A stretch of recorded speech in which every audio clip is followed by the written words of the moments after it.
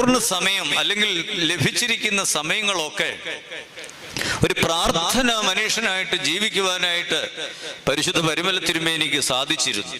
പ്രിയമുള്ളവരെ, ഞാനിത് പറയുമ്പോൾ ഞാൻ ഉൾപ്പെടെയുള്ള നമുക്ക് ഇത്രമാത്രം ഒന്നും സമയം പ്രാർത്ഥനയ്ക്കായിട്ടോ ഭക്തിപൂരിതമായ ജീവിതത്തിനായിട്ടോ മാറ്റിവെക്കുവാനൊന്നും അവകാശപ്പെടുവാൻ സാധ്യമല്ലെങ്കിലും നമ്മുടെ മുൻപിലുള്ള ഒരു ചെറിയ സാധ്യതയാണ് നമുക്ക് ആത്മീയമായി വളരുവാനുള്ള ഒരു സാധ്യത.